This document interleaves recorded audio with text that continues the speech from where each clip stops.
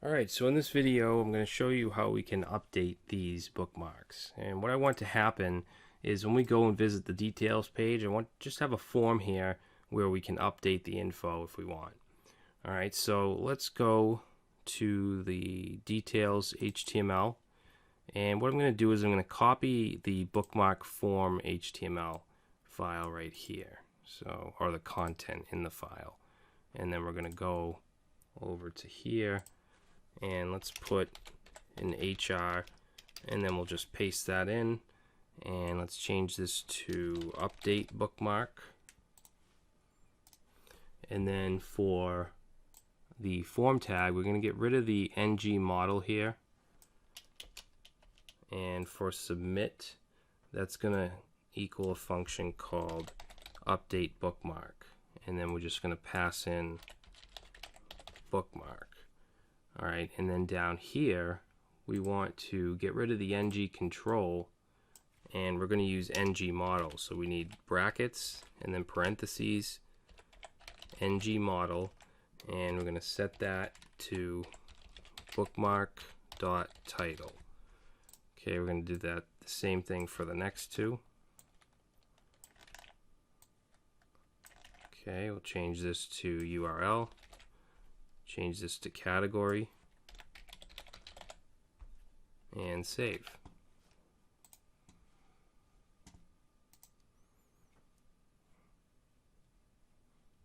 Alright, so let's reload this, Twitter, and now you can see we have a form that is pre-filled with the data. So now what we need to do is create that update bookmark function, which is going to be in the details component. So let's go right here and say update bookmark, which will be passed in bookmark. And then in here we're going to say bookmarks.update, and let's pass in bookmark._ID so it knows which one to update. And then we'll pass in an object. We'll say title is going to be bookmark.title URL and category.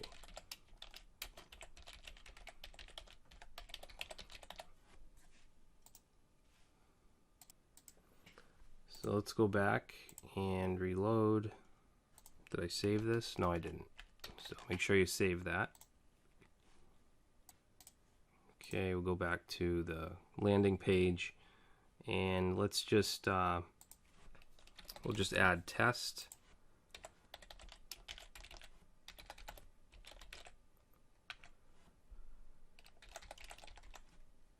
Submit, and let's say we want to change this.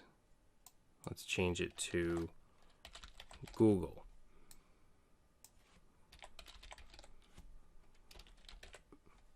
Submit. Okay, so that didn't. Let's see. Let's go back. Okay, so it did change. It just didn't update. It just didn't redirect. And actually, you know what we want to do is, instead of doing that, we want to put that in $set and put this inside of that. So I'm going to copy that.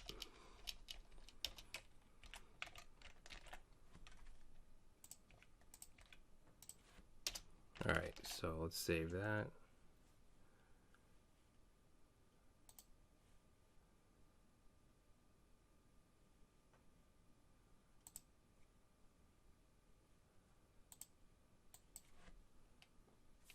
Say Google search. Submit. Alright, so that, it changed it, but if we want to, let's see, does it change right away up here? Oh, okay. So it actually changes in real time. Alright. So that's fine. I was initially going to have it redirect, but I think that that's fine. So the next thing I want to do is I just want to add a custom type for bookmarks. So if we go over in typings, and we're going to create a new file in here. So new file, and we're going to call it bookmark.d.ts. All right, and this is, you don't have to do this, but it's really good practice. All right, so this is going to be an interface called bookmark, and let's set ID, and I'm going to make that actually underscore ID question mark, and that's going to be a string. Okay, then we'll have title, which will also be a string, URL, and category. Okay, we'll save that. Then we'll go into our collections, bookmark TS, and let's see, we're going to say let bookmarks equal new mongo.collection, and right in here we're going to go like that and say bookmark. Alright, so now it has its own custom typing. Save that. And then we can go into the details TS file, and instead of just having object, which doesn't tell us very much, we can change that to bookmark. Save that, and let's make sure everything still works.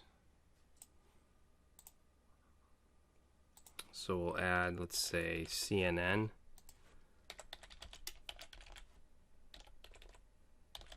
And that'll be category news. Submit. All right.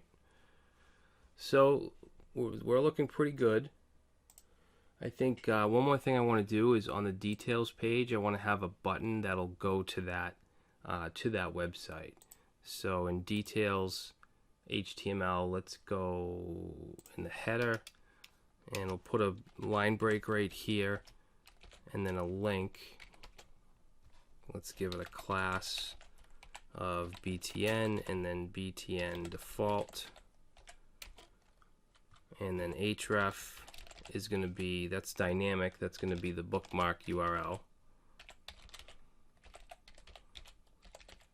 Oh, I don't want caps.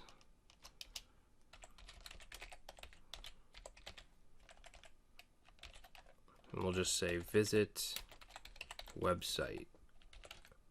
Alright, and let's make that open in a new window.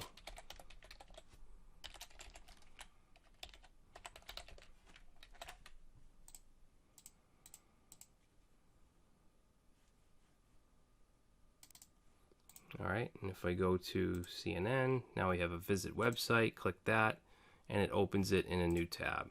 Awesome. Alright, so I think that that's going to do it for now. In the next video, I'm going to show you how we can implement authentication through Meteor.